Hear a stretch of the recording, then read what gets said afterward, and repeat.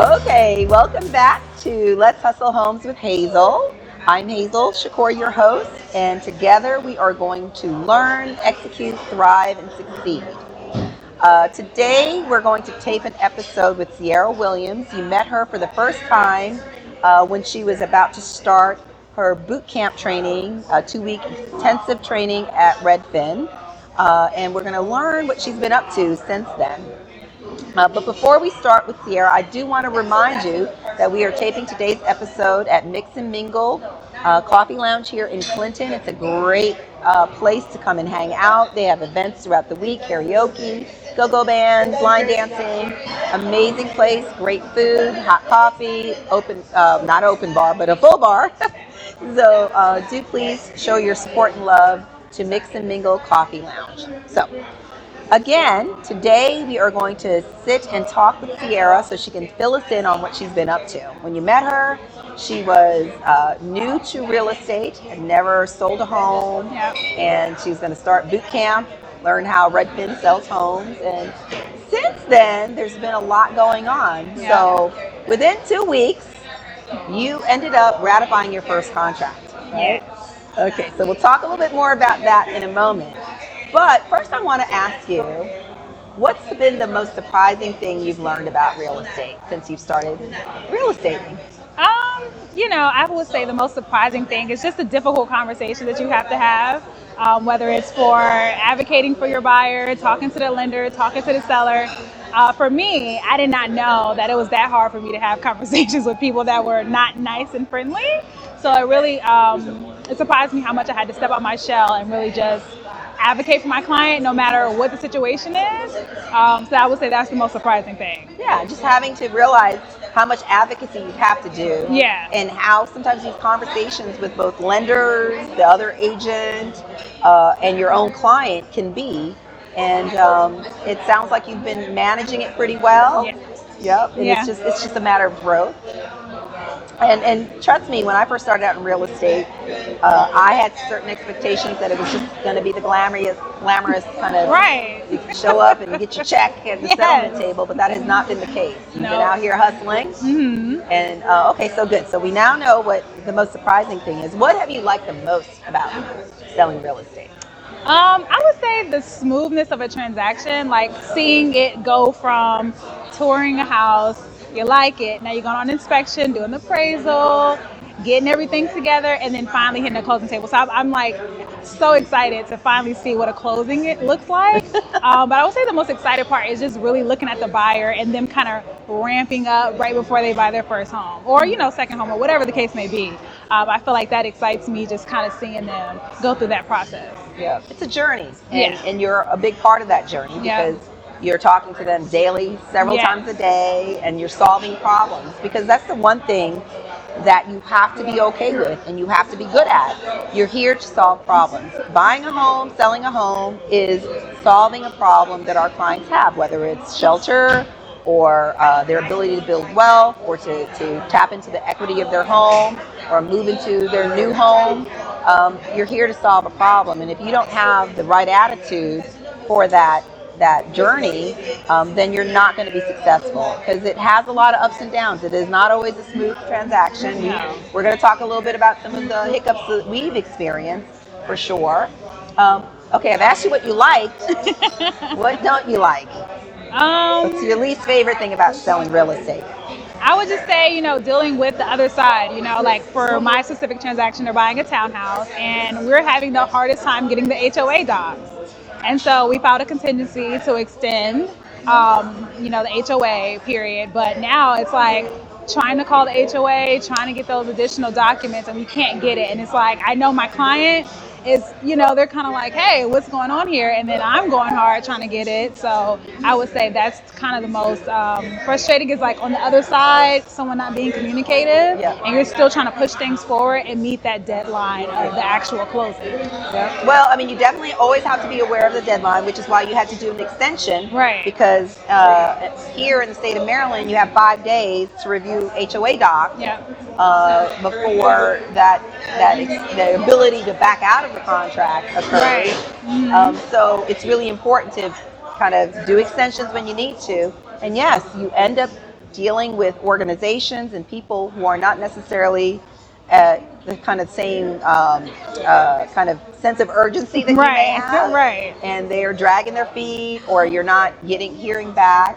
But your job is to be tenacious. So not Yes. only do you need to kind of own the entire journey and have the problem solving hat on at all times, but you have to keep it on, and you have to be continuously tenacious and asking questions and doing the things that you have to do. Right. So I know that that has been interesting for you, because you just assume that once you do something, it gets done. That's it. Yeah, Yeah. that's it. So okay, so we know what you've been enjoying about it. We know what the most frustrating thing has been.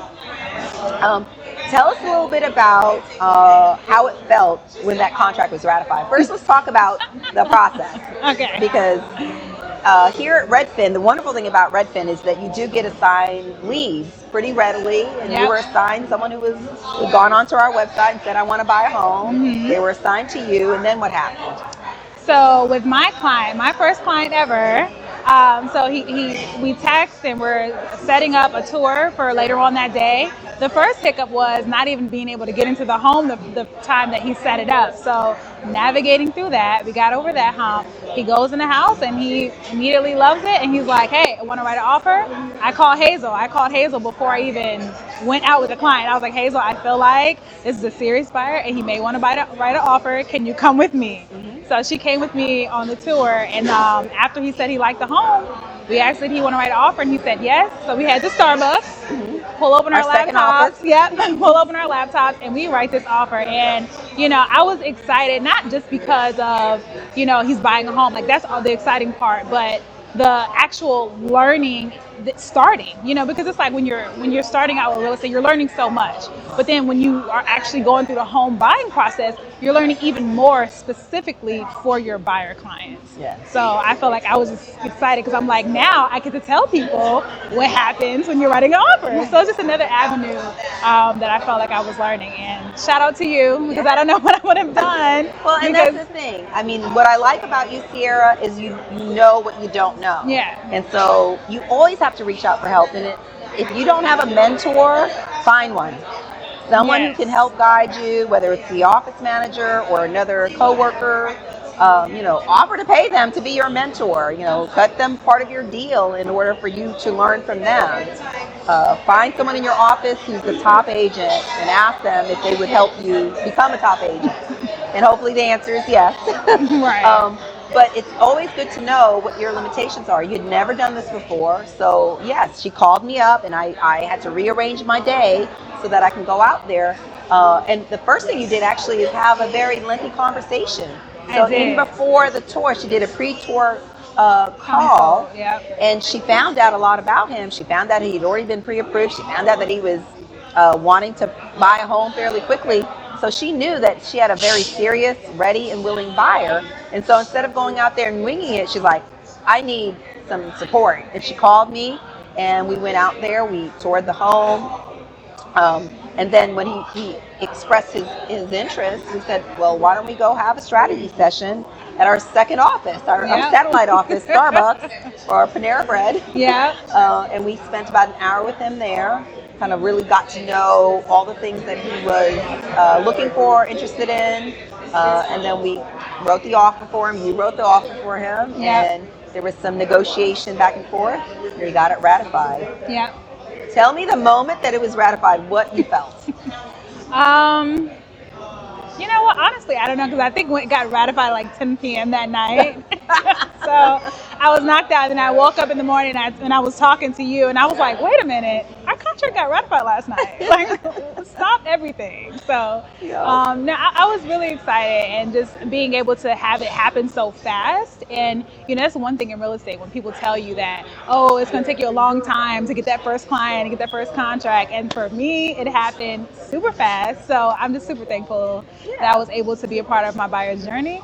And he chose me, and I feel like it's going well with him. We see it in the text message he tells us. Yes, so I'm glad I'm doing it right, even though I am fairly new. Yes. I'm still, and we were on very my P's and Q's. transparent with him Yes, as well. I So did tell during the him. strategy session, we did mention that this is Sierra's first contract, that she's Yep. new to real estate, Yeah. and that I would be there supporting her so that nothing would be, no balls would be dropped and things would run as smoothly as they can in real estate. You have to be transparent. You have to be honest. Definitely. Especially when you're starting out, because the one thing you don't want to do is pretend like you know something. And I told Sierra from the very beginning, if you don't know something, just say, that's a great question. I want to make sure I'm giving you the right information. I'm going to get back to you. Tell them what time you're going to get back to them. And then what do you have to do? Follow up. Follow up. Make sure you get back in time. And even if you don't have the answer, it's just to say, hey, I'm still working on an answer. I promise to get back to you as soon as I have it. So, I think that people feel like they have to go out there and pretend to have done this for a long time. That's why the mentorship is super important, because at least then you can lean on the team and the mentorship, Right.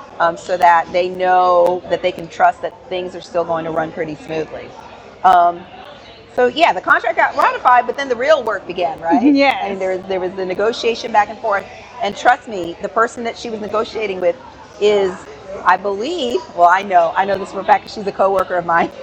She is the number 2 top producing agent Yes. in the county. So she was no slouch, and there was no mercy given on Sierra. Nope. She advocated for her client.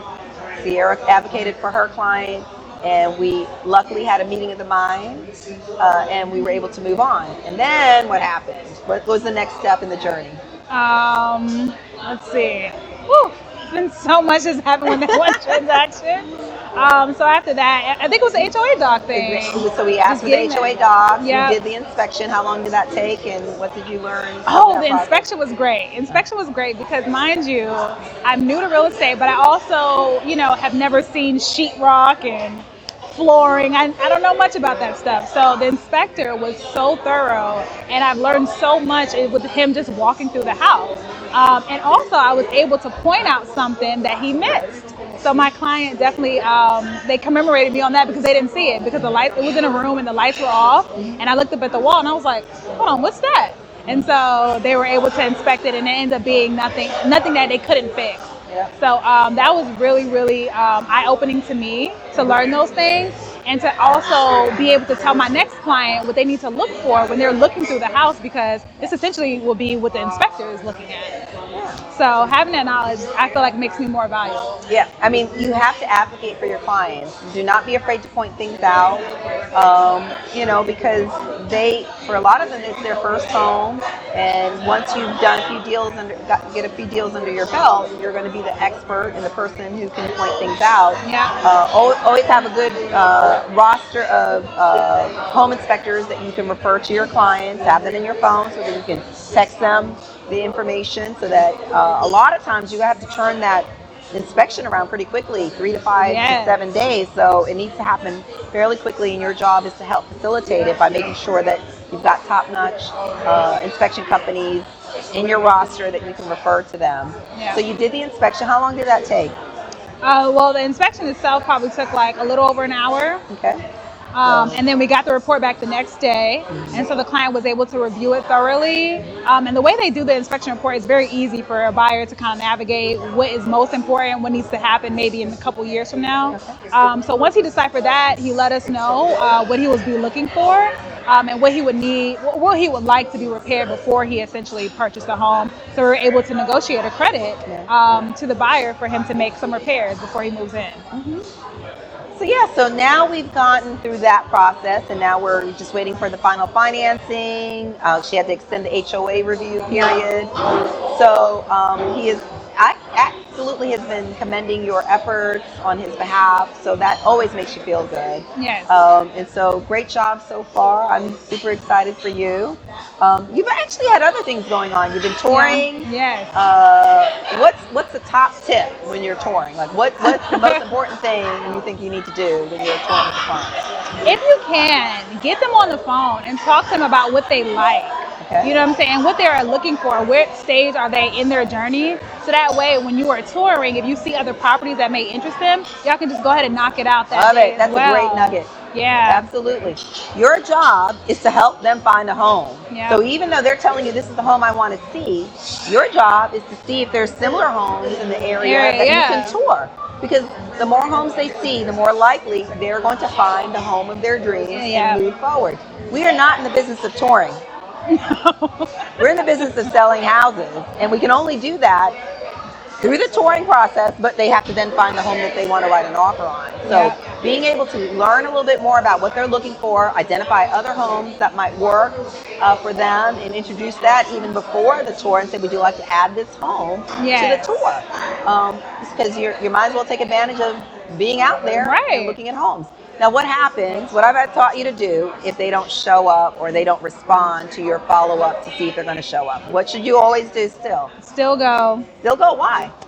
So you still go, number one, just to take a video, and then you can send to them, and then maybe they want to come out the next time. And it's funny that you told me that, and I did it, and I had a client who was supposed to come, they didn't come. I ended up FaceTiming them on the phone, walked them through the home, and then I ended up getting a tour with them the next week, and now they're going on a contract for new construction. So Yeah. it works. So I don't give bad advice, do No, I? you No, I don't. do not. Every opportunity to go out and look at homes is you should take advantage of it. Even when you're not touring with a client, you should look at homes because guess Yes. what? We're in the business of selling Selling homes. houses, And you know yeah. what doesn't happen? Selling homes when you're sitting at your home office. You need to be out and about looking at homes. You should schedule time throughout the week where you go out and look at new construction or tour Yes. homes, do videos. Always ask permission to do the videos. And then make sure that you know what the inventory is. Right. How are you going to sell something if you don't know the product intimately and know it really well enough? Yes. And it allows you to think of homes that might be good for other clients. Yep. Yep. Or for the client you're touring with them at the time. So there's a lot of good reasons not to not go to a tour because either they canceled on the way to the tour or they didn't confirm with you as planned. So touring's been interesting. Now, how about the open houses? You've done a couple of open houses. Tell me Yes. about that. The open house has been going well. I actually were able to get one client from an open house. So they're still fairly new in the process, but the fact is that when I met her, she also had two other friends who were looking to buy as well. So make sure you host those open houses because that's a great way to pick up clients. And it's also a good way to meet other people in the community. So at the last open house that we did, I actually met another agent who was hosting an open house a couple doors down. So I was able to kind of talk to her about how she's been seeing homes moving in the journey. Moving in that neighborhood, and then give that feedback to the buyers essentially. So there's other things that you can kind of mix in when you're doing the open house. Whether you're just there to show the homes or whether you're there to advocate for the buyers who are looking around in that area. So I definitely want to do open house every week, at least Saturday for sure. Yeah. And then alternate Sundays. But And the thing to keep in mind is, this is a pro tip, you're in the home to help sell the home for the seller. right. So although you're giving advice just about the neighborhood or about real estate to the buyers, you have to always keep in mind that you are there to represent the seller, Yes. even though it's not your listing. And that comes first and foremost. And that takes priority above all else. But in the meantime, you do meet people who are looking to buy. If they're not interested in that property, at a later date, you can reach out to them. Yes. Also, I get a lot of other sellers doing my open houses. They meet me, and maybe it'll be months later or a year later, and they'll say, "Hey, I met you at an open house you were doing in my neighborhood, and I'd like you to come out and meet with us and give us, your opinion on the value of our home, and we think we'd like to hire you to sell our home." So. An open house, even if no one shows up, that does not mean that it's not a worthwhile hour to 2 hours of your time, because you can be calling your buyers Yes. and sellers. You can be calling people who have toured that property and tell them, hey, send the people who you've toured with for a second look. There's always something you can be doing in that open house, even if the people are not showing up. Sometimes on rainy days, they don't show up. You Yes. still go. Because I've gotten a lot of business from conducting open houses. And in fact, we did a broker's open, although we left it open to potential buyers the other day. And you sat there and talked with these buyers who had an agent Yes. for 30 minutes just talking about the house and the neighborhood and their motivation. And although you didn't say, hey, I want to be your agent, they actually asked for your phone number Yeah. and they've texted you. Mhm. So the good news is there's all kinds of things that can happen, good things that can happen when you're doing these open houses. Yeah. We covered a lot of ground, and I'm glad you're still with us. You've I been am. invaluable. I'm I've here. been enjoying watching your journey. It reminds me a lot of my own journey starting out in real estate. 21 years later, I'm still here, and you survived Redfin Boot Camp, first contract ratification, Yes. and I think there's a lot more to come. So we're actually here today having this coffee and chat because Oh, yes. in the last episode, the first episode with Sierra, I asked her what she wanted to accomplish in the next 30 days, and she said she wanted to do a community event, and she's already been chatting up potential client, Yes. and just making sure that people know that we're here to support them, to support the community. So it's been so far so good. And we were able to take this podcast episode, so we've gotten a lot done We have. today already. So thanks again for joining, and thanks for joining me in Sierra's journey. And again, give me a call if you have any questions, if anything about our conversation has left you interested about how to get a good mentor, or what are some of the things that you can be doing to improve your real estate game. Reach out. I love talking about real estate and I love helping people, so I'm here for you. So until the next time, let's hustle homes with Hazel. We want to learn, we want to execute, we want to thrive and succeed.